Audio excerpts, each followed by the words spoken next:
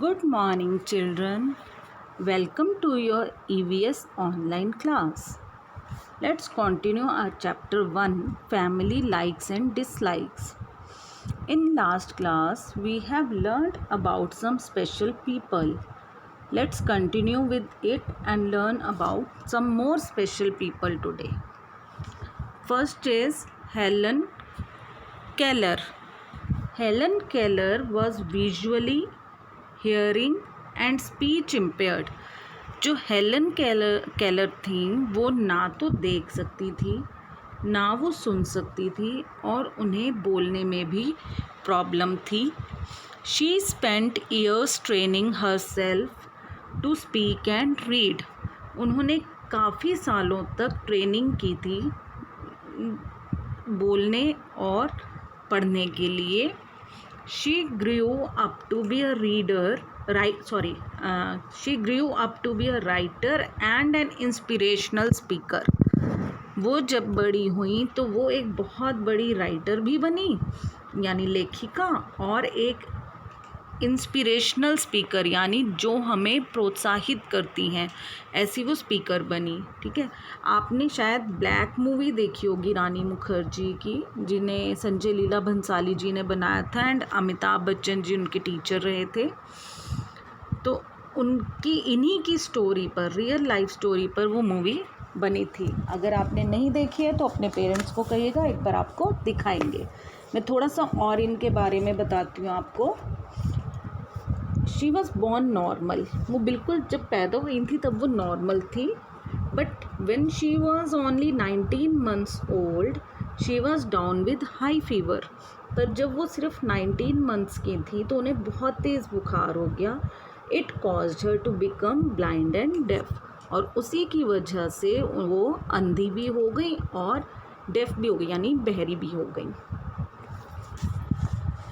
She used to feel people's hands and lips movement to find out what they were saying or doing, and in this way she learned to do many things.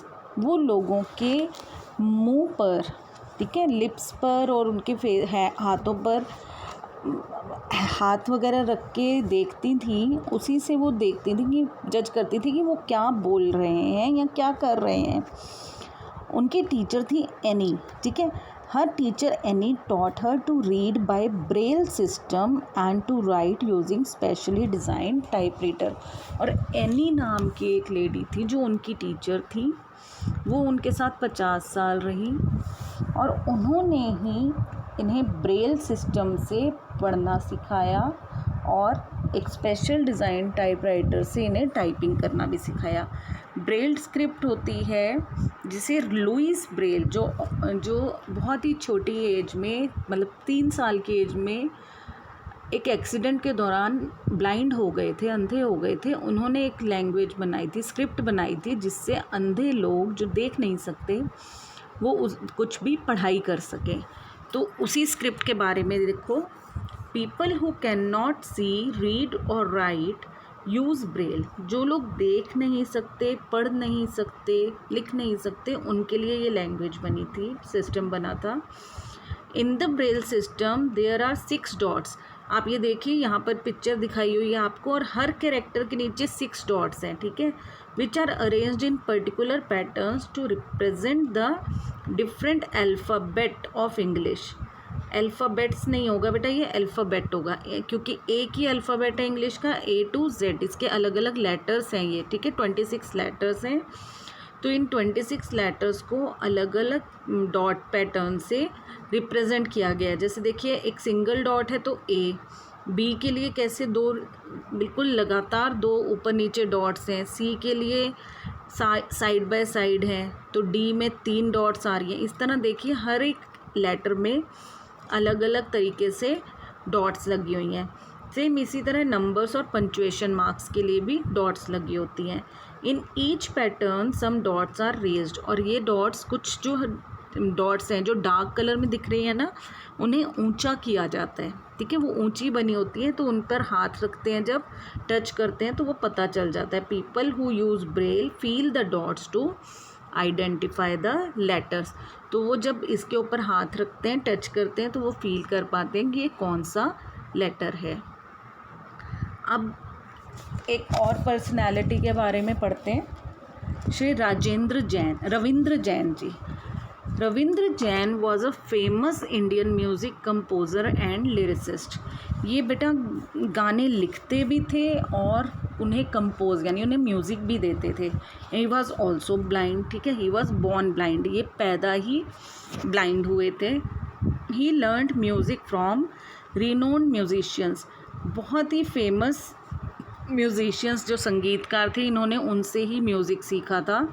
Ultimately he gained fame in composing music for Hindi serials and films. इन्होंने फिर बहुत famous हुए थे ये भी music देने के लिए, इन्होंने कई सीरियल्स में और मूवीज़ में म्यूज़िक दिया था।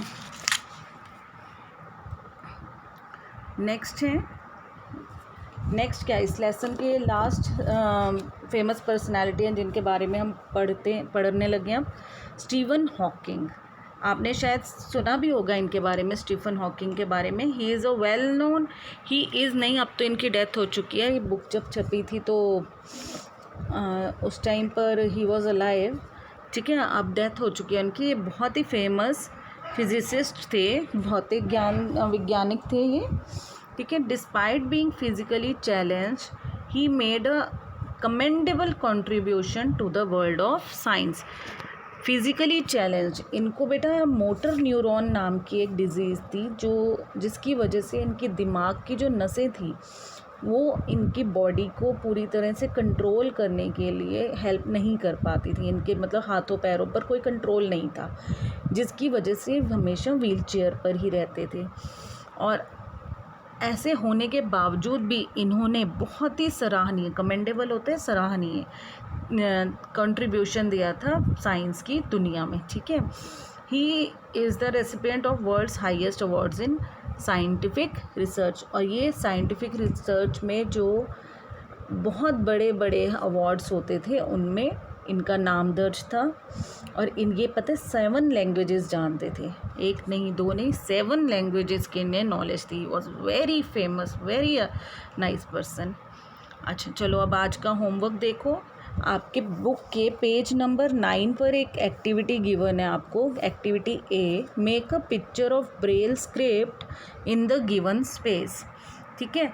तो जो ये पेज 9 पर आपको एक स्पेस गिवन है, वहाँ पर आपने ये ऐसे हर लेटर को लिखना है, 6 डॉट्स बनानी है और उनमें से एक एक दो दो डॉट जितनी भी इसके में दिखाई गई हैं इसी तरह से आपने उस डॉट को डार्कन करना है, ठीक है, जिससे ये रीड होता है। तो ये आपने आज करनी है एक्टिविटी। मैं अलग से वर्कशीट भी दे रही हूँ आपको, ताकि आपको वीडियो रिवाइंड फॉरवर्ड करके या पॉज करके ये काम ना करना पड़े। Thank you, have a nice day.